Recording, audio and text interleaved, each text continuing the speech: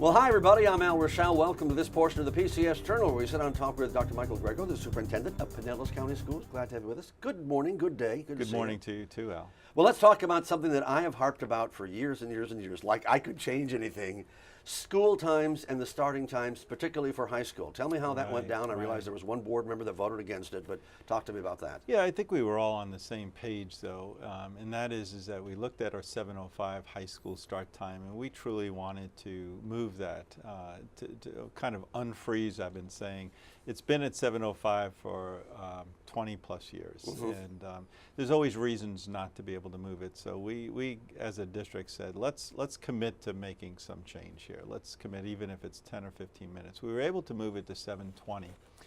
The feedback that we continue to get is that we wanted to move the high school times. Everyone wants to move something later, but nobody wants to stay into school later. And so you push one side and the other side has to go later. Yeah. So when people started to realize that, they became concerned. They don't want their elementary school children to be either way pre-dawn hours or too late. And certainly our middle school students who currently get home after 4 o'clock, right at 4:10 or so, they didn't want them to be arriving home at 5 or later. So we had all these variables to take a look at. We established a task force with people from across the board, athletics, all grade levels. And so we're able to move the high school times to 7:20, which is quite a big move for our district. But the other portion of the commitment, and let me add, without moving elementary and middle, but 10 minutes on either side. Yeah. So 10 minutes is not going to be a real deal breaker on that. And the other thing we committed to, because our district has such a rich application and district application program, a choice program, and we're noted for that nationally, and we provide transportation, which is what makes our choice program elite when compared to others. Many districts do not. They have a choice program, but they don't provide transportation, which then takes a lot of the choice out of the parents' hands. So we said this is going to be a beginning. What we need to do is to establish greater efficiencies in the bus routes, and we're going to come back to the board in October and November prior to the district application program in December and January, so parents know what they're signing up for.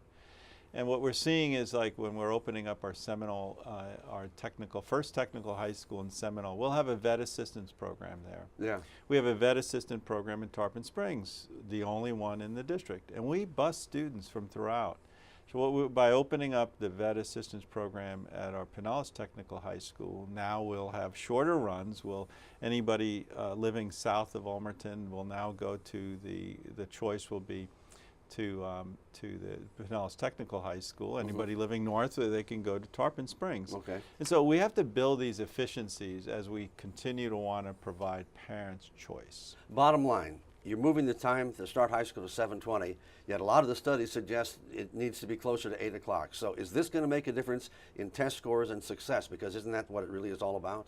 It is, and no one doubts that, later, but what was really loud and clear in our community, that they chose not to place elementary students out in pre-dawn hours. Our average run for elementary students for the bus runs is 50 minutes. And so you're taking a look at even if we went to a 7:30, 7:40 run with breakfast, which, by the way, now we offer. And breakfast years ago was not was not something that's there, but we're getting used to all of these other services. We would have elementary students out at the bus stop anywhere from 6:30 to 6:40 a.m. And with the time changes and the darkness, I just can't. The board and the community just really wants to keep the tiers the same way that they are. That's high school, elementary, and middle school, which is the most common configuration. And lastly, Linda Lerner said that this was a start, and you just said it was a start. It is a start, and until we build greater efficiencies in the density of the traffic in Pinellas County, reduce the number of runs, and we see, and we certainly anticipate the ability to move the 7:20 start slightly later. Ironically, Al, we did talk with each of the students' rights and responsibilities of each of the schools, and they continually tell us, I appreciate the studies. We want to come to school earlier, not later. The 8:30 starter is not something we're interested in. And I feel like we do need to listen to the customers of the students of what they want. They said, 7:20 is great, 7:30, 7:40s are great. They said, don't go much later than that. Very interesting. Another thing, very quickly, the lawsuit that Pinellas County enjoined, trying to get the legislature to change the way it deals with charter schools. Basically, the judge did not rule in your favor, so what happens now? Yeah, we joined about 13 or 14 other school districts, and it wasn't only the charter school, but it was also the capital outlay and a variety of other things. And the judge did not rule in the favor. So what Mr. Kapersky, the board attorney, is advised the board is we'd like to read the final ruling and see the thought process of what the judge and why he ruled that way, and then we'll look at making an assessment. I think both parties were ready to appeal, as they are many times in the legal arena. But I'm suggesting that we read the rulings and see. We need to continue to move on, though.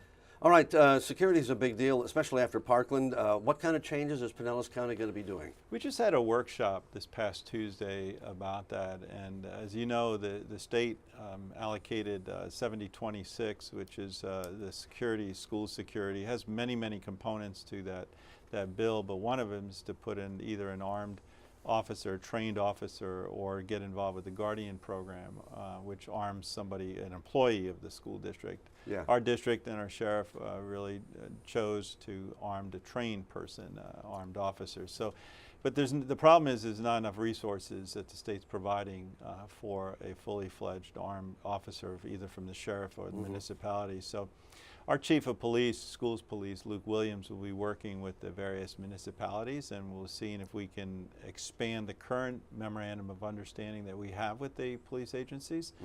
And we're going to look to expand our schools police also to cover, we have about 80 schools that need to be covered, plus charter schools, which is a part of the bill. Yeah. And so we'll be working with them to do that. And so Pinellas County is kind of unique in that they have their own police department, which a lot of these districts do not have. We do, and some of all districts are struggling. I was talking to a number of superintendents, and we're all struggling with the fact that we have a desire to put trained people for security and safety aspects of a school, and the resources that the state provided for that level of expertise is just not there. So we're having to kind of go to plan B and C, but we will work it. I couldn't say more positive things about our sheriff and all of the police chiefs. We work hand in hand with 6 or 7 other municipalities, police chiefs, from Pinellas Park to St. Pete to Clearwater and Tarpon Springs. So we're a unique community. We have 24 municipalities, and not all of them have police agencies, but many of them do. Yeah, we got a long list of, we could do an entire hour just on the accomplishments and all these wonderful things that our students and teachers are doing. So let's just hit some of these. The LEAP program, a network of partners across Hillsborough and Pinellas who help traditional and non-traditional students complete a degree or workforce credentials. LEAP's goal, tell me about what it is. LEAP's goal is, first of all, we're thrilled to be invited. This is more of a Hillsborough County, the Tampa Bay Community Foundation invited Pinellas County and the Pinellas County Foundation to join LEAP. And LEAP's not an acronym, but rather it's a term that says we want college access, college and career access. Their goal is to have 60% of the individuals in the Tampa Bay region either degreed or credentialed by the year 2025. And so we're starting with the middle school, high school, and going up. And this is ages 25 to 60. And by the LEAP philosophy is that the more credentialed, and not all college, it could be technical career credentialing, but the greater the credentialing, the greater the degrees, the greater the educational services provided, the higher the quality of life, and the greater the attraction for companies to come and locate or relocate in the Tampa Bay region. You know, I just interviewed a tech guy, and I was surprised to find out that there are over 14,500 tech positions unfilled just in the Tampa Bay area alone. So getting people credentialed is important. Take Stock in Children, signing the Promise Awards. I've been around long enough that I remember when Take Stock in Children started. You know, it's great to mention that Take Stock in Children is celebrating its 25th anniversary I this know. year, and we are celebrating with our Pinellas Educational Foundation. We have the largest Take Stock in Children program in the state of Florida. In fact, if you add the next 3 districts up, they will not equal what Pinellas County does. We had a signing of about 160 students at Largo, and then we also had a signing just this past week of 160 students in St. Pete's Promise. The mayor was there, we had business people there. Yeah. What a tremendous joy. $2.2 million this past week signed at the Coliseum, where parents and students came in, 160 of them, $2.2 million in scholarships. These are middle and high school students. Yeah. And what I saw out there was a tremendous amount of dreams, the start of planting a seed for dreams to be, your attendance, your grades, your behavior, and guess what? You have a $14,000 Florida prepaid scholarship in your hand, committed to you. Stay on the right track. Yeah, and then when you hear the success stories, it's amazing. And as they say, success breeds success. So especially 25 years, we're talking about some kids that may have their own kids now that may actually start going into the program. One of the things, you've been around this program a long time too, Al, but one of the things that always is special is that the diversity of the population. These are first generation students. Underrepresented students. We have overrepresentation, which is great, of African American, Hispanic students and first generation college level students. This is what it means to increase the expectation and educate all students and kind of level that playing field. Let's talk about, let's see, the Scholastic Art and Writing Awards. I'm always very, very interested in writing awards. I know you are. There we go. You know, Sue Castleman, you've interviewed her a number of times, and she is so proud of this year. We've had a special year in Pinellas County when it comes to the arts. We've had more National Arts and Writing Award winners than ever before in the history of our district, and one that she really does highlight is Christopher Velez, who is was the gold medal portfolio winner. He now attends the County Center for the Arts at Gibbs High School, received $10,000 scholarship. Wow. But we had more national recognized awards this year than ever before, and that's to credit of Sue, all the art teachers in this county, the emphasis that our referendum puts on the arts. We're able to do things that very few other districts can do. And let's talk about one more award program, the Pride Awards, which are always cool. Love these. Thanks to our partners at Ruth Eckerd Hall. They opened their doors the other evening, and we recognized over 500 fifth graders who are moving to 6th grade and 8th graders moving to 9th grade. High performances in math, writing, foreign languages in the middle schools, and we recognize some of the brightest students. And again, one of the things I recognize in shaking hands of 500 people, the diversity of our students and our schools. Our principals announce their names.